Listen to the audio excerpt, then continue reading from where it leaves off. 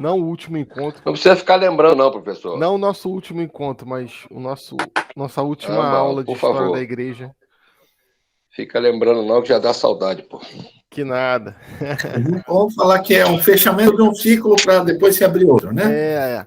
Então, o pessoal de sexta-feira já tá me cobrando a volta, entendeu? O pessoal de sexta-feira tá me cobrando um pouquinho, entendeu? O pessoal da diocese aqui, vamos ver. Vamos ver como é que a gente se configura. Talvez. Vou ver. Vou pensar direitinho. Talvez até o final do ano eu dê uma descansadinha dessas videoconferências, né? Mas ano que vem a gente volta com tudo, né? A partir de fevereiro.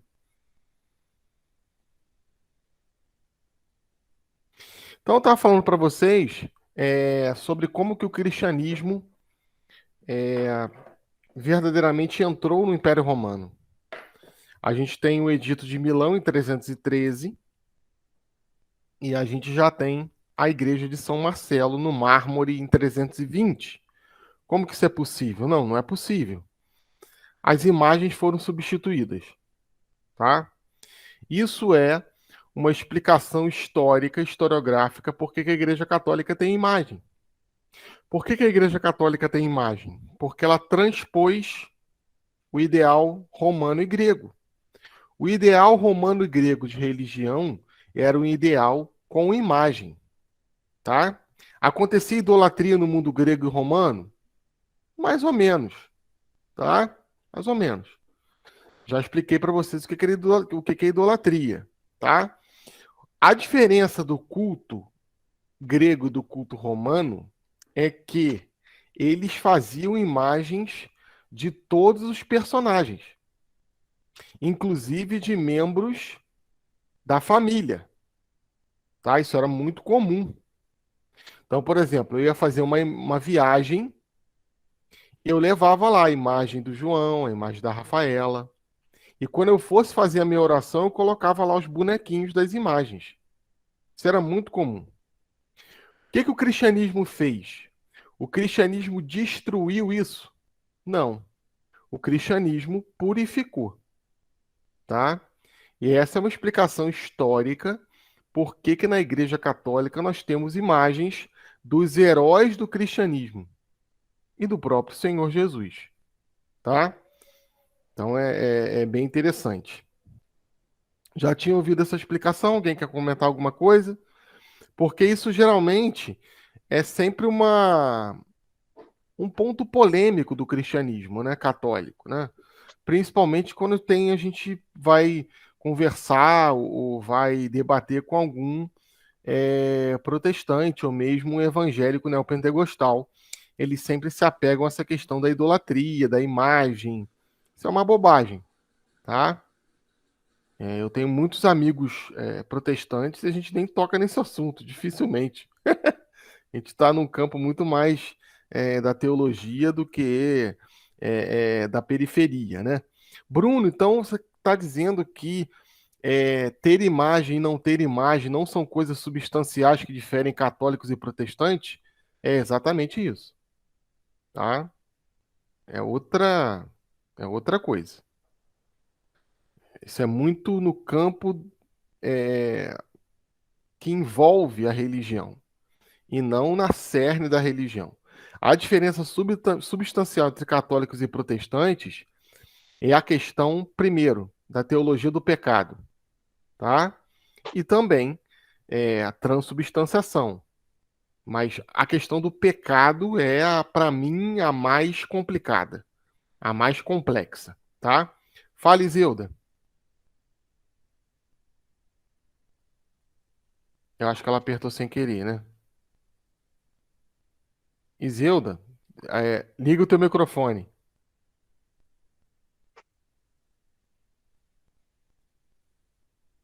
Vamos seguir. E aí tem a Basílica de São Paulo, extramuros, né? Então, como vocês viram aqui, isso aqui é um templo romano. Ó, olha a arquitetura. Arquitetura clássica, tá? Depois fizeram esse troço feio aqui, na Idade Média. Não era para ter feito. Mas como não tinha fã naquela época, fizeram. Né? Essa é a imagem de São Paulo, tá? E aí a gente vai ter, nessa configuração de Império Romano, de aproximadamente 60, 70 anos de configuração do Império Romano cristão, a gente vai ter uma paz ainda um pouco não consolidada, mas os cristãos vão ter livre culto. E isso vai ter algumas demandas que vão colocar alicerces para que a gente esteja aqui agora falando disso. Como eu disse para vocês na aula anterior, no encontro anterior, Constantino Magno é muito controversa a conversão dele, muito controversa. Claro, se de repente você for conversar com um padre, ele vai falar que Constantino se converteu, que Constantino fundou mosteiros, enfim, mas isso não quer dizer nada. Tá? Conversão é algo pessoal. Conversão é encontro com Deus. Não é atitudes políticas. Pode ser atitudes políticas também. O que a gente tem, eu não posso dizer que uma pessoa é cristã, tá? Afirmar, fulano de tal vive a cristandade. Isso é muito complexo. Principalmente num mundo que a gente vive, que é um mundo da imagem, é um mundo de mostrar. Como fala lá, né? O Pequeno Príncipe, né? O essencial é invisível aos olhos. Totalmente invisível aos olhos. Tá? Só que a gente tem que Constantino Magno, dando a liberdade ao cristianismo, lá em 313, o cristianismo vai se espalhar de uma forma muito rápida. E vai se espalhar também nos altos cargos de governança romano. De certa feita, que em 380 entra sim um imperador, esse cristão, só que muitas pessoas nem nunca ouviram falar desse cara, tá? Chamado Teodósio. Teodósio, sim, de pai e mãe cristã, incentiva muito a igreja e clama por textos escritos. Tá? E aí que vem o nosso querido São Jerônimo. A tradução da Bíblia do hebraico e do grego para o latim, em 380. Gente, a obra desse homem é monumental. Monumental. Não tem como mensurar a obra de Jerônimo. A gente tem uma obra parecida 1.100 anos depois, 1.150 anos depois, que é Lutero pegando a Bíblia do hebraico, passando para o alemão. É uma obra também monumental. Mas ali ele tinha muito mais recursos que Jerônimo. Jerônimo não tinha recurso algum. Jerônimo tinha 2, 3 traduções da Bíblia, do hebraico e do grego, e ele transcreveu diretamente para o latim. Isso, sem dúvida nenhuma, é uma obra monumental. Aí que começa a treta. A Revolução Protestante tem. Aí a gente talvez pense, Nilson, de repente, ainda nesse ano, fazer um seminário de Revolução Protestante, porque não vai dar tempo de falar de Revolução Protestante. De repente, 2, 3 encontros, tiro curto. Bom dia, Ilse. O que vai acontecer? Jerônimo vai pegar a Bíblia que está na Biblioteca de Alexandria. Alexandre Magno, aproximadamente 380 anos antes de Cristo, pede para que na Biblioteca de Alexandria, no Egito, tenha uma Bíblia dos hebreus. Tenha a história dos hebreus. Porque ele invadiu a Palestina. Alexandre Magno dominou quase todo o mundo conhecido para o Oriente. Ele não chegou a Roma, tá?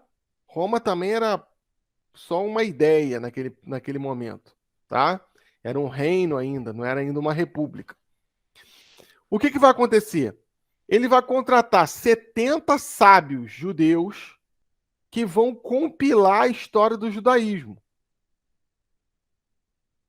Essa é a versão dos 70, ou, comumente dita, a versão Septuaginta, que é vendida aí livremente, tá? A gente tem a versão dos 70, em latim, original, tá? Inclusive, no texto que eu estava estudando sobre São Paulo, eu tive que recorrer à Vulgata, tá? Por que é Vulgata? Porque é o latim vulgar. Não entenda vulgar como o nosso vulgar. O que é uma coisa vulgar? Uma coisa vulgar é quando você utiliza de palavras, gestos ou comportamentos que não condizem com o lugar que você está. Isso é vulgar. Por exemplo, eu ontem estava na praia. Fui à praia e eu estava na praia de terno e gravata. É vulgar. Não cabe, tá? Eu fui à missa de sunga. É vulgar. Entende? Vulgar nesse sentido da tradução da Bíblia significa comum. Quando se fala de vulgata, fala que Jerônimo traduziu a Bíblia para o latim comum, para o latim que era falado, e não o latim da diplomacia romana. É isso que vai espalhar o cristianismo pelo império. Entenda, meus amigos e minhas amigas, que sem a tradução da Bíblia para o latim, era impossível o processo de pregação para certas pessoas. Por quê? O convencimento pelas palavras vai até um determinado momento. Por exemplo, você lembra do que eu falei na primeira aula? Claro que não. Se eu falar para vocês 1 hora, você vai lembrar no máximo de 7 minutos que eu falei. No máximo. Se você fizer apontamentos do que eu disse, isso pode te ajudar.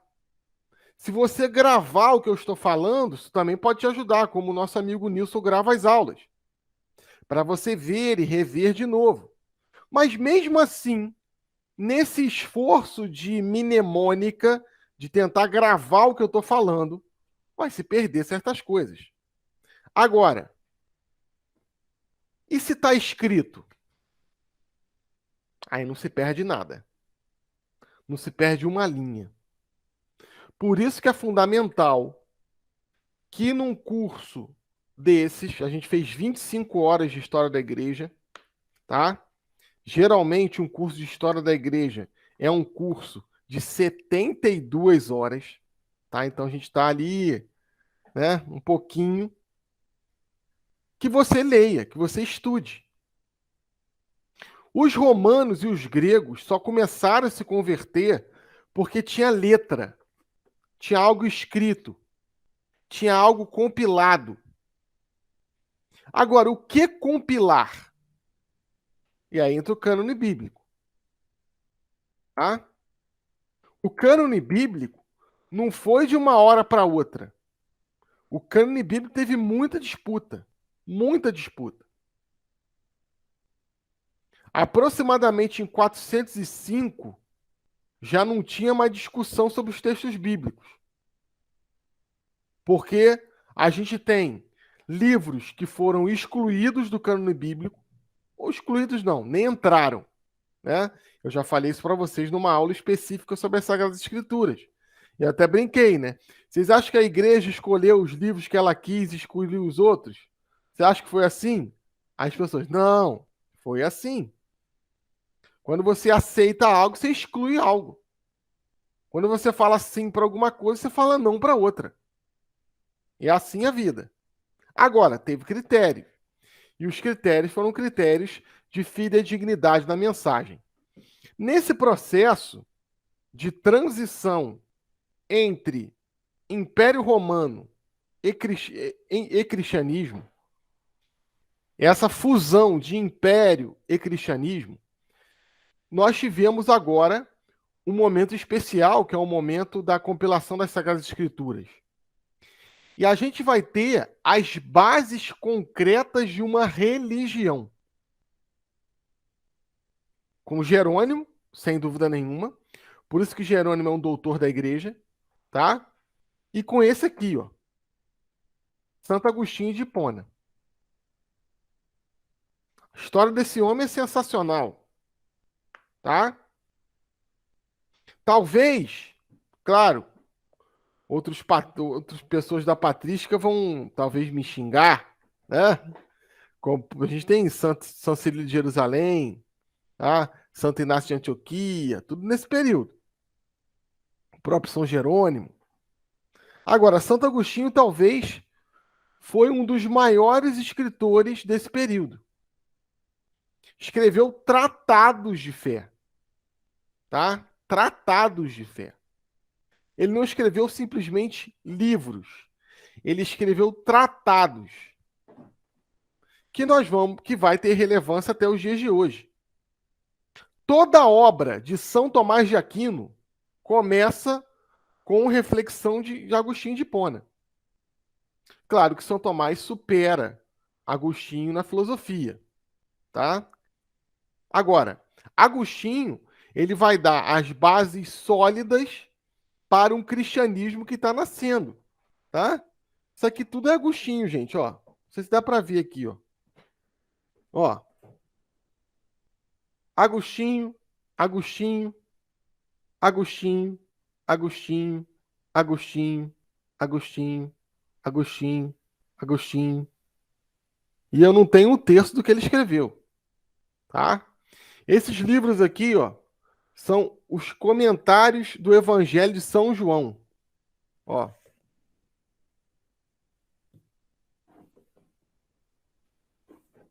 Ó. Ele comentou versículo por versículo do Evangelho de São João. Ele comentou os 150 salmos. Tá? Ele escreveu o Tratado da Graça de Deus, falando sobre o que é a graça, o que é o Espírito Santo. Tá?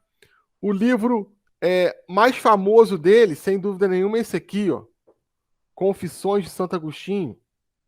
Todo cristão tem que ler. Agora, a grande obra-prima dele é A Cidade de Deus, De Civitate Dei, que ele vai defender o cristianismo em detrimento à queda do Império Romano, tá? Bruno, eu quero referência de todos esses livros. Calma, crianças. Agostinho é uma leitura um pouco mais robusta, tá? Eu indicaria para vocês Confissões de Santo Agostinho. E, no primeiro momento, basta. Depois que você lê Confissões de Santo Agostinho, você me fala que eu te indico outro, para fazer um ensino propedêutico, tá? Bruno, mas eu li um livro de uma pessoa que falou de Santo Agostinho. Não, faz isso não, vá na fonte, tá? Vá na fonte primária.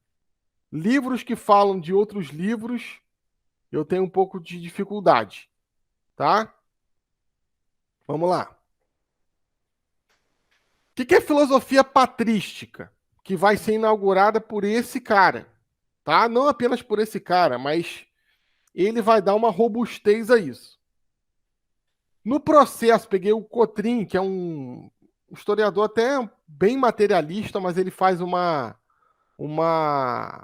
definição bem interessante, tá? No processo de desenvolvimento do cristianismo, tornou-se necessário explicar seus preceitos às autoridades romanas e ao povo geral. A Igreja Católica sabia que esses preceitos não podiam ser simplesmente impostos pela força. Tinham de ser apresentados de maneira convincente, mediante um trabalho de pregação e conquista espiritual, como hoje, tá? Assim, os primeiros padres da igreja, pais da igreja, se empenharam na elaboração de diversos textos sobre a fé e a revelação cristã. O conjunto desses textos ficou conhecido como patrística, por terem sido escritos principalmente por essas grandes mentes do século III ao século VII. Então, gente, nós somos hoje minúsculos, mas nós caminhamos em ombros de gigantes. Essa é a Igreja Católica. Por que a Igreja Católica não acaba? Por que as pessoas não conseguem destruir a igreja? Porque o nosso alicerce foi feito por grandes mentes, por grandes filósofos, por pessoas de alta linha intelectual e iluminados, para quem tem fé, pela força do Divino Espírito Santo. Foi por isso que a igreja deu certo. A igreja deu certo porque é um projeto trinitário, Pai, Filho e Espírito Santo. Agora, a igreja deu certo, e já deu certo, tá? Se a igreja parar agora, você olhar para trás, você vê o que a igreja fez com o mundo, já deu certo. Tá? Por conta desse trabalho de convencimento espiritual. Santo Agostinho talvez seja o maior entre esses patrísticos, tá? Vale muito a pena ler esse homem. Ele que teve uma vida dissoluta, uma vida devassa durante muito tempo. Foi maniqueu, que seria como se fosse um budismo ocidental, tá? A gente vai ver um pouco isso nos próprios escritos dele, um maniqueísmo, né? A luta entre o bem e o mal o tempo inteiro. O corpo é mal, o espírito é bom. A gente vai ver isso nos escritos dele cristãos, a influência do maniqueísmo, tá? Só que um dia ele se converte. Um dia ele buscando, né, a vida, a luz, a explicação e o entendimento, ele se converte e tem um dos poemas mais bonitos do cristianismo, né? Entrei no meu íntimo sob tua guia e percebi porque tu te fizeste meu auxílio. Ó eterna verdade, verdadeira caridade, tu és o meu Deus. Em ti suspiro dia e noite, desde que conheci. Porque mostraste-me então quem eras, e irradiaste sobre mim a tua força, dando-me a tua luz. Tarde te amei, ó beleza, tão antiga e sempre nova. Eis que estava dentro de mim e eu te procurava fora. Estavas dentro, eu te procurava fora. Segurava-me longe de ti as coisas que não existiriam senão em ti. Estavas comigo e não eu contigo. Estavas comigo e não eu contigo. Clamastes, chamastes, gritastes e afugentastes a minha surdez. Exalou perfume e respirei, e anseio por tua paz.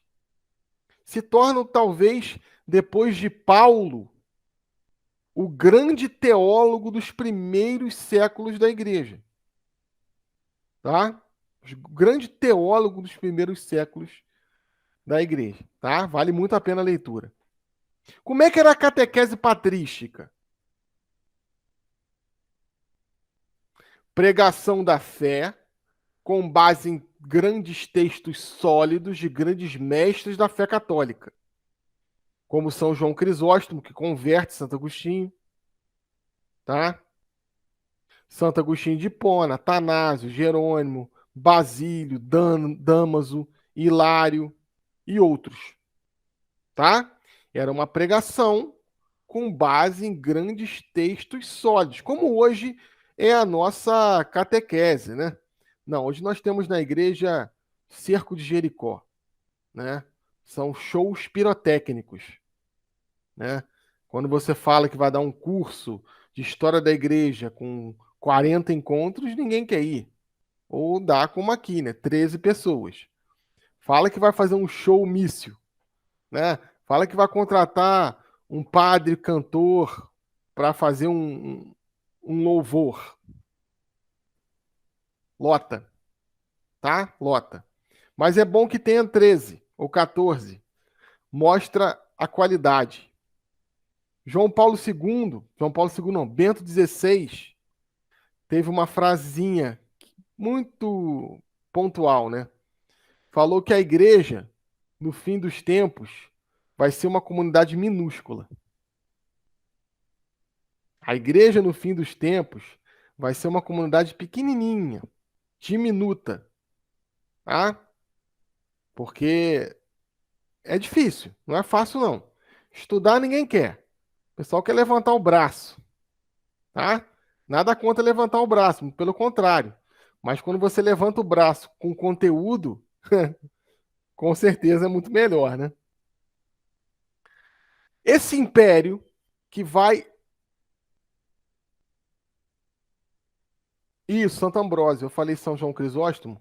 Falei, né? Santo Ambrósio. É, os sermões de Santo Ambrósio, tá? Santo Ambrósio era bispo. Desculpa se eu cometi um gafe aqui. Santo Ambrósio era bispo de Santo Agostinho, tá? Era bispo no local que Santo Agostinho era paroquiano, se assim podemos dizer, tá? É muito interessante esse processo de conversão dele, tá? Ele tem vários debates com Santo Ambrósio, mas Santo Ambrósio vai como um pedagogo fechando todas as possibilidades.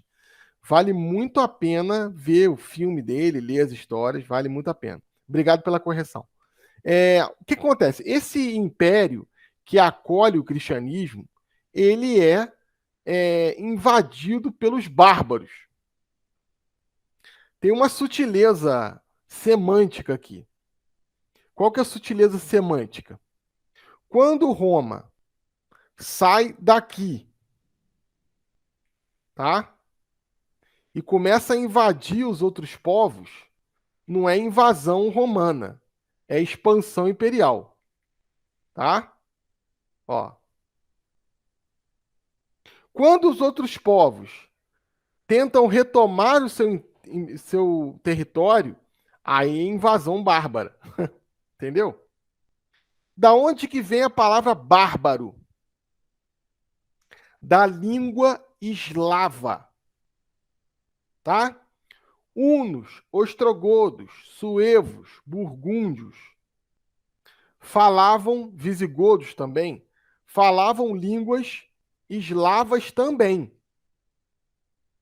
Essas línguas eslavas não têm vogal, gente. Vê o holandês para você ver se tem uma vogal.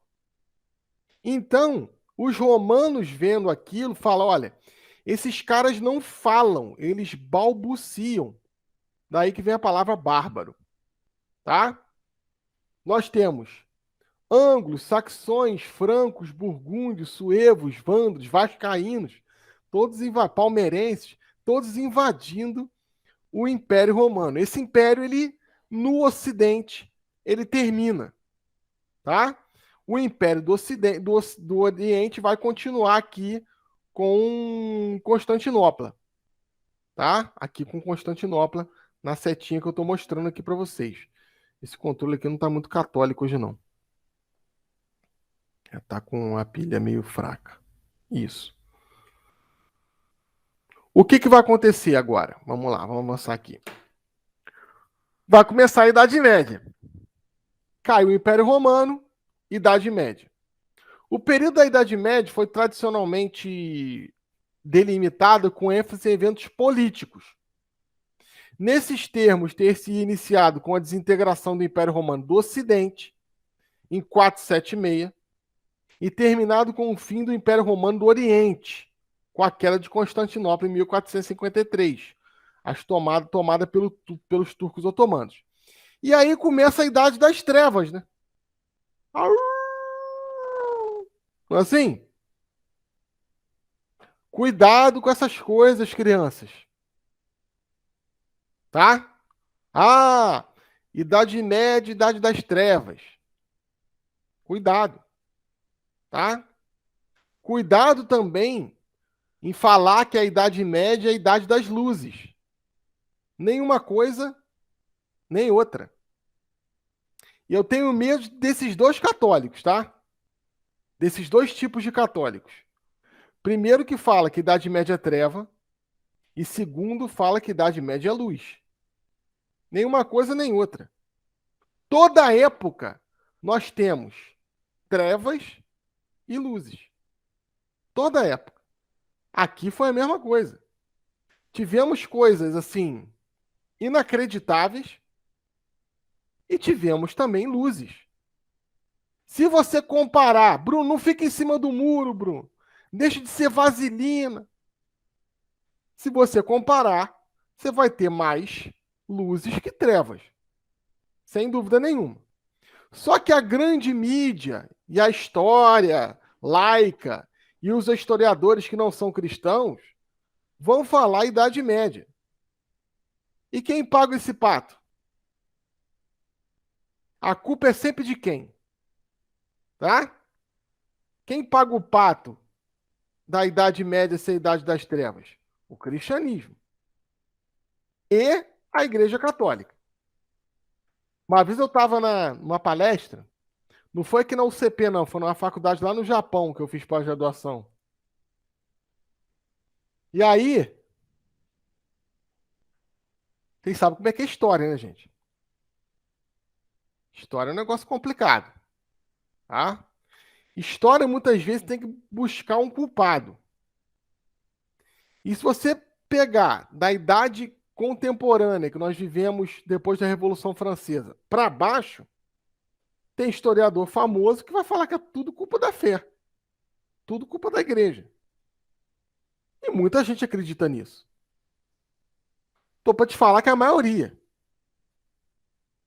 Quando eu falo que eu sou professor de história e sou católico, é como se fosse água e óleo. Não se misturam. Eu sou muito perseguido na universidade. Não na universidade lugar, tá? Na universidade instituição. Por isso que eu publico meus livros fora. Não publico dentro. Você acha que alguém quer estudar religião de maneira séria? O pessoal quer estudar a questão de gênero. Isso tem dinheiro. Isso sempre as revistas acadêmicas vão querer publicar. Ou, mesmo em universidades católicas, tá?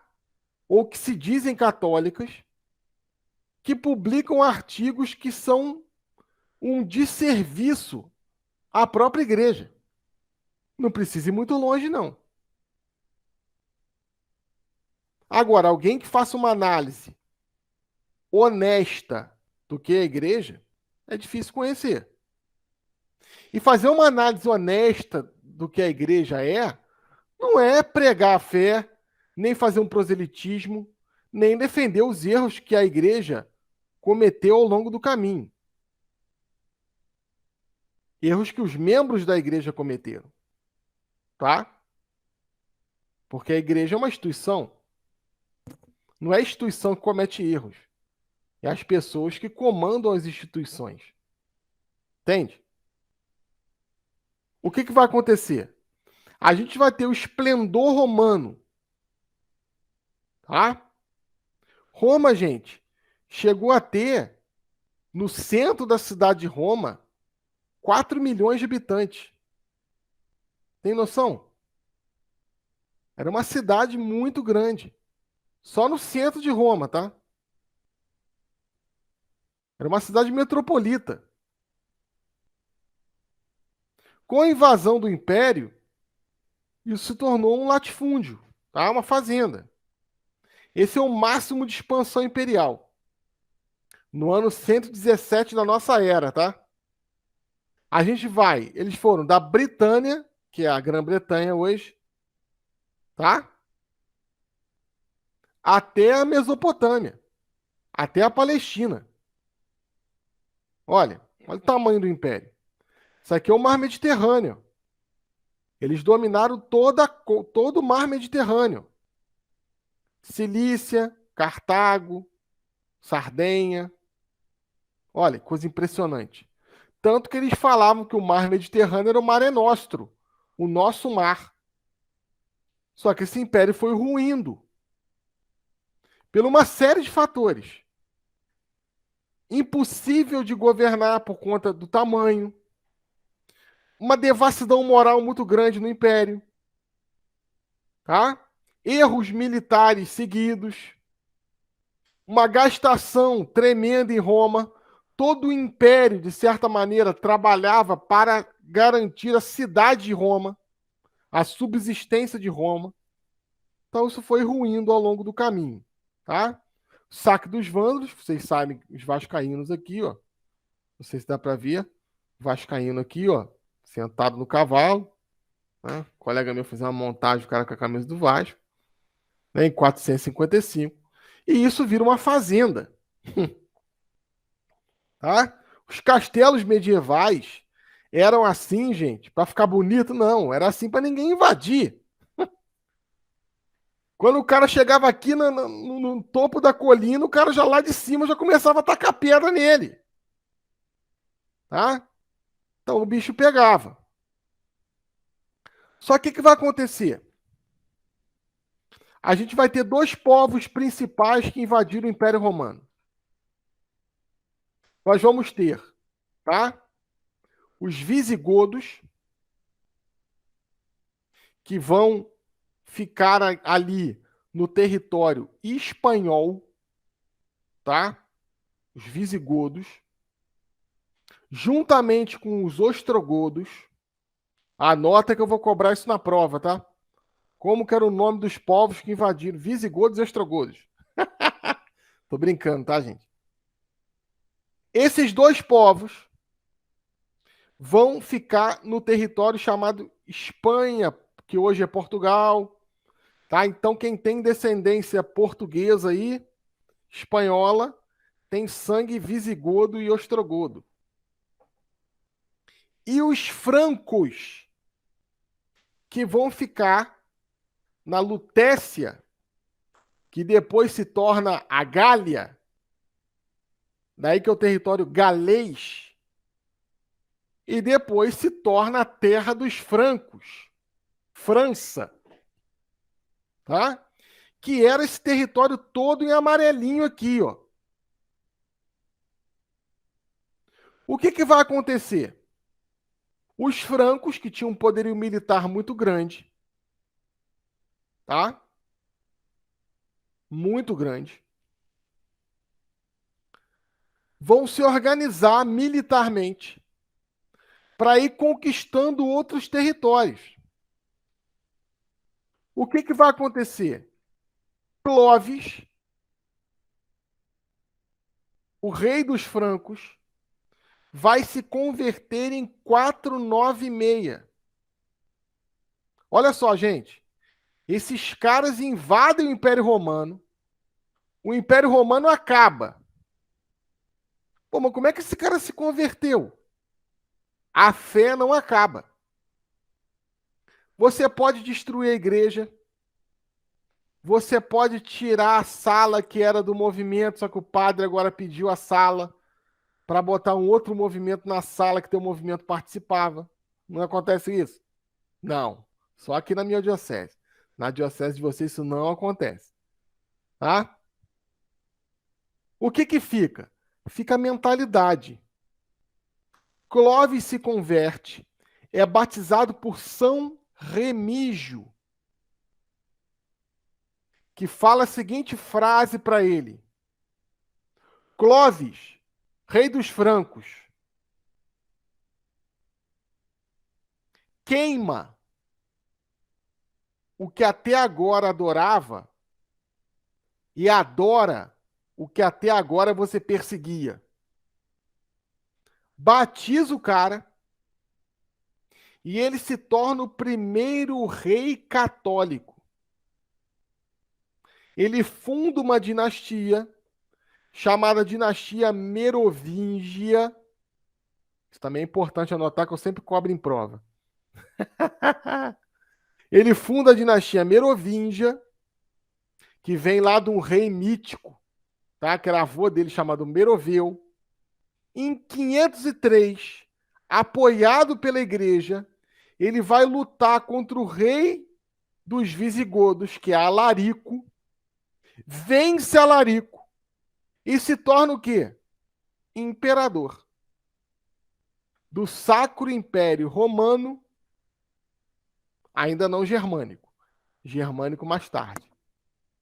Então a igreja, que fez um trabalho de convencimento do Império Romano durante quase 300 anos, vai ter que agora converter essa galera. Quem poderá nos defender? Ó, Bento. Como é que a gente vai converter os bárbaros? São Bento, filho. Pensa em um homem que salvou a igreja. Bento. Claro que, infelizmente, 95% de nós, católicos, 95% é pouco. 99% de nós católicos achamos que Bento é uma medalha, né?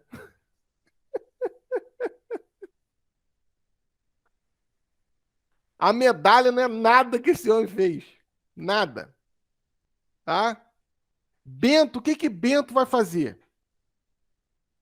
Bento vai pegar uma ideia de vida que já existia no Oriente, com os monges chamados monges anacoretas. Anota também esse nome que eu vou cobrar em prova. Anacoreta, monge do deserto. Tá? Já existia no Egito, já existia no Oriente, e ele vai trazer essa ideia para o mundo ocidental. Ele traz um monaquismo ou um monasticismo para o mundo ocidental e funda uma regra de vida, tá? Isso aqui é um pouco histórico de Bento, tá? Nasce em 480, junto com a irmã Escolástica. Em 500, estuda em Roma, retira-se para Esfide, né, em Subiaco, funda o mosteiro de Monte Cassino, tá? Redige a regra de São Bento e morre. Tá? O que é a regra de São Bento? Ora et labora. Trabalha e reza. Meus amigos, minhas amigas, toda vez que você vê uma freira, tá? Na vida dela, em algum momento, tá Bento. Mesmo que ela não saiba. Porque foi esse homem que é como se fosse o grande pai das ordens religiosas. É a primeira grande ordem religiosa da igreja. Entende? Toda vez que você encontrar um frei, um irmão, na vida dele, em algum momento, mesmo que ele não saiba, tem a regra de São Bento. Se você um dia encontrar um monge beneditino, Saiba que a ordem dele converteu os povos bárbaros. Eu costumo dizer que você não encontra nenhum monge burro, né? Dificilmente. Porque a vida desses homens é estudar. A vida desses homens é o entendimento da palavra de Deus e das coisas que são envolvidas na palavra de Deus. A vocação deles é essa. Eu tenho a sorte de ter um bispo beneditino. Muitas vezes, quando encontro com ele, e a gente faz alguns trabalhos juntos, principalmente na restauração da catedral, quando ele começa a falar, eu respondo bovinamente. Porque é difícil argumentar com pessoas desse calibre, dessa capacidade intelectual. Pensou em intelectualidade cristã, são os beneditinos. Nesse momento, tá? Depois nós vamos ter no século XVI outra ordem intelectual, que são os inacianos, os filhos de Inácio de Loyola, que é a Companhia de Jesus. Aí até arrepia, né? Com licença, Toda. que eu tô me tornando inaciana amanhã. Pô, que alegria. Eu, Ademir, Alene, vamos ser os oblatos de Santo Inácio de Antioquia. Obrigada. Eu não conhecia essa parte aqui que você tocou agora, mas já que você tocou, a gente está informando. Eu, Alene, mais 6 membros da paróquia, amanhã às 10 horas. Que maravilha, que alegria. Então, a ordem também salvou a igreja. Se São Bento converteu os bárbaros, Santo Inácio de Loyola e sua ordem impediram que a igreja se tornasse um antro de protestante. Santo Inácio de Loyola fundou a primeira PUC, que é a Pontifícia Universidade Gregoriana, ou a Lateranense, tá? Que é a Universidade do Papa. Por que o Papa Francisco é o primeiro Papa jesuíta em 500 anos de ordem? Porque eles nunca precisaram de um Papa para mandar na igreja. Muito poderosos. Eles eram tão poderosos, tão poderosos, tão poderosos, que entrou um Papa espanhol e extinguiu a ordem. Porque eles impediam que os espanhóis escravizassem os índios nas Américas. Olha que treta. É, treta. Mas vamos aqui para o São Bento, tá? Os monges, né? É uma regra de vida, uma forma de viver, tá? Monges copistas. Para tudo. Para tudo. Os bárbaros, os povos anglo-saxônicos não sabiam ler. Não tinha língua letrada. Falavam. Por isso que é muito difícil a gente saber a história desses caras. A gente sabe a história desses caras porque esses caras invadiram povos que eram letrados. As bibliotecas, os livros em si foram queimados. Os grandes guardiões intelectuais dessa transição entre Idade Média, entre Império Romano e Idade Média, foram esses caras. Porque às vezes tinha um livro de um tema. Os caras nos mosteiros copiavam, faziam xerox. Bíblia, então, copiavam os montes. São os monges copistas. Eles foram os grandes HDs da Idade Média, que guardaram o conteúdo da fé. Entende como hoje nós lemos Santo Agostinho, Santo Anselmo da Cantuária, tá? Santo Anselmo da Cantuária é mais para cá, 1200 e pouquinho, né? Mas Santo Agostinho, Santo Ambrósio, Santo Atanásio, São Cirilo de Jerusalém, os próprios evangelhos, Porque esses caras salvaguardaram isso nas bibliotecas monásticas. E é a primeira coisa que um monge vai te levar para conhecer no mosteiro. A primeira coisa que um monge te leva para ver o mosteiro é a biblioteca. É o orgulho do monge. Tá? Isso, é um pouco isso. Né? Na verdade, ele era cego, né? Ele lia em braille, né? É um pouco isso aqui. Vamos avançar. Ó, nós temos aqui, ó.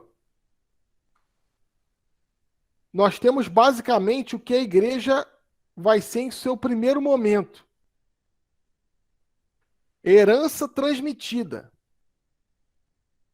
Nós temos aqui Jesus. O cristianismo incorporou a organização romana e a filosofia grega. Nós temos os gregos, os romanos, o cristianismo, os bárbaros, a conversão dos bárbaros e agora São Bento. Esse cara aqui, São Bento, vai pegar toda essa tradição dos gregos, dos romanos, da mensagem de Jesus, da herança dos povos bárbaros também, e vai reconfigurar a igreja. Tá? Bruno, o que a igreja copiou dos bárbaros? Muita coisa. Principalmente a concepção de família que nós temos hoje. Tá? Pai, mãe, filho, isso é muito bárbaro. O romano não tinha muito isso. O romano tinha família, mas a família era uma coisa um pouco maior. Era o nome. Tá? Era o nome da família. E não a família em si. Tá? Você tem um nome e você tem a sua família, núcleo familiar. Tá? Por exemplo, Nilson Silva. O Nilson tem lá os parentes dele, mas que não moram na casa dele. Ele tem ali a família dele, que é ele, esposa, filho. Ele não deixa de ser parente dos irmãos, dos outros Silva, inclusive do presidente Lula. Não, esse não. Esse eu tinha que contar passo. essa piada. Você tem 9 dedos, Nilson? Tenho mais que 9. Então, o que vai acontecer? Não vai morar todo mundo junto, não vai morar todo mundo numa tribo, tá? Vai morar separadamente. Essas células familiares, quem dá é o bárbaro. Olha que interessante, gente. Muito bacana, né? Gente, tudo concorre para o bem daqueles que amam a Deus. A gente vai dar um salto histórico aqui. Dentro da Ordem de São Bento, o mosteiro mais famoso é o mosteiro de Cluny. Tá? E a gente vai ter um grande papa, que é beneditino, tá? Que é Gregório VII. Tá? E ele vai fazer uma grande reforma religiosa em Cluny. Esse é o mosteiro de São Bento, no Rio de Janeiro. Convido todos a visitarem. É belíssimo, tá? Nós temos mosteiro... Dizem que o de Salvador também é muito bonito. É, muito bonito. Eu conheço de Salvador. O de Salvador é o estilo neoclássico, né? Eu fui lá, com um Dom Romeu. Tá? Com um Dom Romeu. Vivi, inclusive, uma experiência mística, né? Contar rapidinho, já que você comentou. Por quê?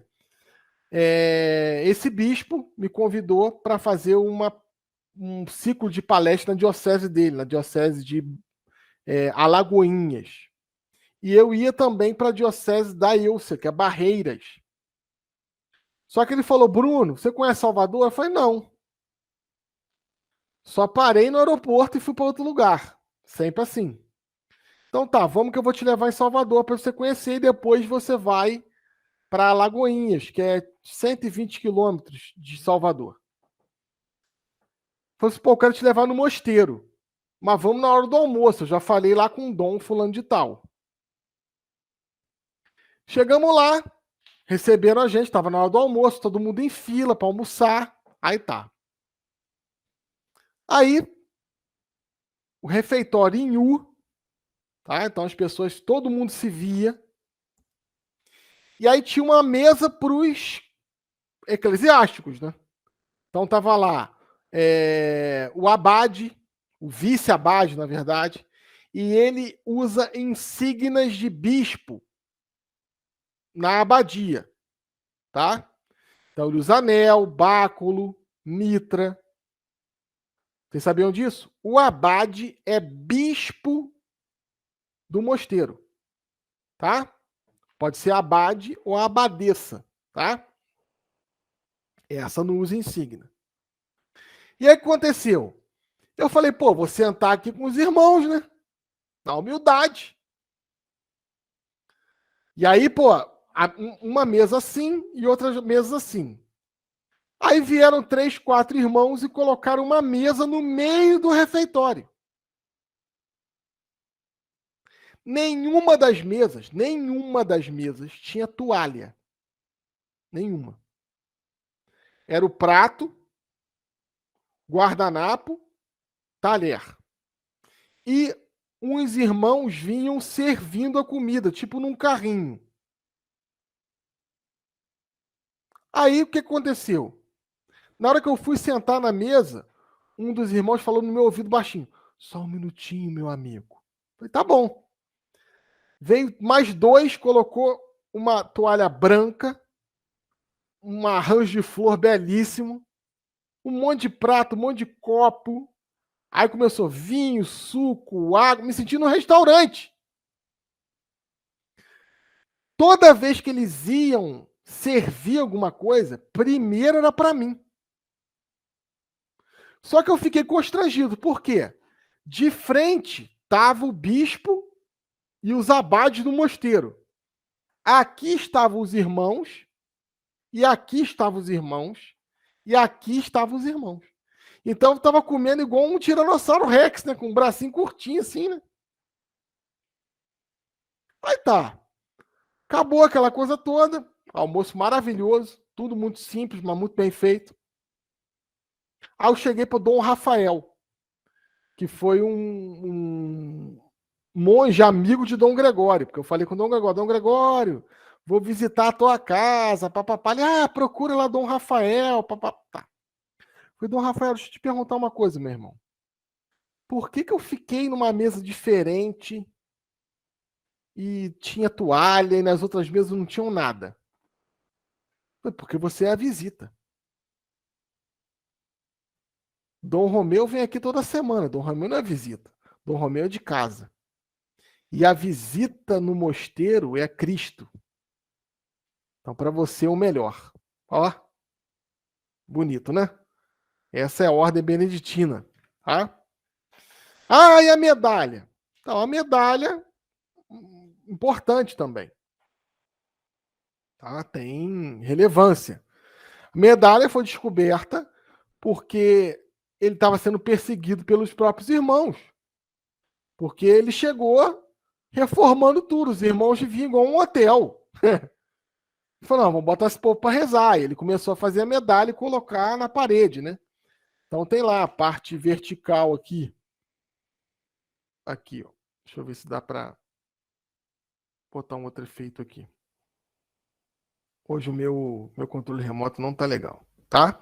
Então nós temos essa parte aqui, tá dando para ver a setinha? Ó, Cruz Sacra Sit Mic Lux, Nodraco Sit Mic Dux, Vad Retro Satana, Nunca Suade Mic Vana, Sunt Mali Quilibas, Ipsi Venena Bibas.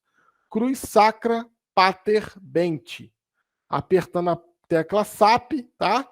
A cruz sagrada seja minha luz, não seja o dragão meu guia, Nodraco, Sit Mic Dux, tá? Não seja o dragão meu guia. Vá de retro Satana, vade retro Satanás, nunca suade miquivana, nunca me aconselhe coisas vãs, sunt male quilibas, é mal o que tu me ofereces. Ipse venena bibas, bebe, bibas, ipse, você, bibas, né? Bebe tu mesmo teu veneno, ipse venena bibas, tá? Bibas, ipse venenas, bebe tu mesmo teu veneno, tá? Cruz Sagrada do Patriarca Bento.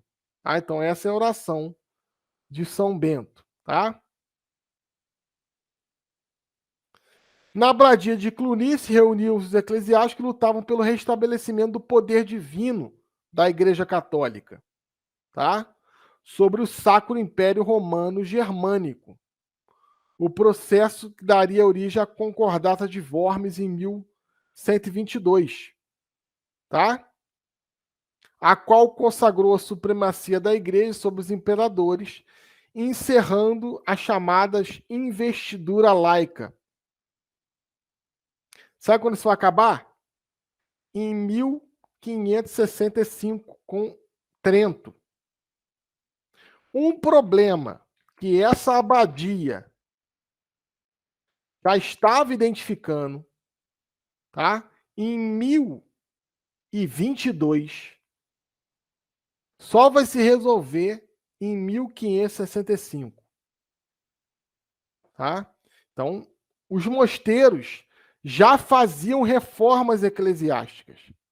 O que é a questão aqui do mosteiro? Tá? Como a igreja estava altamente atrelada ao poder, quem escolhia os bispos não era o Papa, eram os príncipes. Quem escolhia o Papa eram os príncipes, e não a própria igreja. E isso foi caindo, foi dando treta, tá? São Gregório Magno, tá? Esse cara funda a Cúria Romana. Esse cara compila pela primeira vez o direito canônico. Esse cara é a pessoa que coloca limites, deveres para os padres, os bispos e o Papa, tá? Então, a gente costuma dizer em história que o Gregório Magno fundou o papado. Bruno, mas o primeiro papa não é Pedro? É. Mas quem organiza toda a igreja no direito canônico é Gregório Magno, tá? Evangelizou a Inglaterra, organizou a igreja no seu corpo jurídico. Daí que vem a palavra canto gregoriano, tá? Vem dele, tá? E aí vem história para mais de metro, tá? A gente tem Carlos Martel, Guerra da Reconquista, tá? Os bárbaros, os árabes que invadem a Espanha, tá? E eles vão invadir a Europa, e aí tem essa batalha aqui de Carlos Martel, tá? Isso tudo aqui é islâmico, tá, gente? Ó, islâmico, islâmico, islâmico, islâmico. E eles iam invadir o Reino Franco. Se essa batalha não tivesse sido vencida pela igreja, talvez hoje estaríamos de burca. Tá? Foi uma batalha decisiva que começou a ser reorganizada a Guerra de Reconquista. Então, o cristianismo é perseguido. Sempre foi perseguido, crianças. Tá? Aí vem o Pepino Breve, que é filho de Carlos Martel, pai de Carlos Magno, tá? Vem a doação dos estados pontifícios, a criação da igreja no Vaticano, tá? Coroação de Carlos Magno, e aí vai. Tá? Ó, mesmo símbolo, tá vendo? Ó, Petrópolis. Luís o Piedoso, aí vai. Conversa para mais de menos. Europa feudal, escolástica, aí vem as primeiras universidades medievais. Tá? É treva ou luz? Inquisição, cruzada, Tomás de Aquino. Aí eu precisaria de mais 25 horas para falar para vocês. Tá? Só para mostrar um pouquinho, né? Prova da existência de Deus, ó. Pintinho, ó, tudo é um ciclo. Ó. Nasce, cresce, morre. Né? Depois eu explico isso com mais calma. A Inquisição, as ordens mendigantes, a apologética, dominicanos e franciscanos, falar um pouquinho dos dominicanos, dos franciscanos, e aí vai. Assunto para mais meta. E a gente para aqui.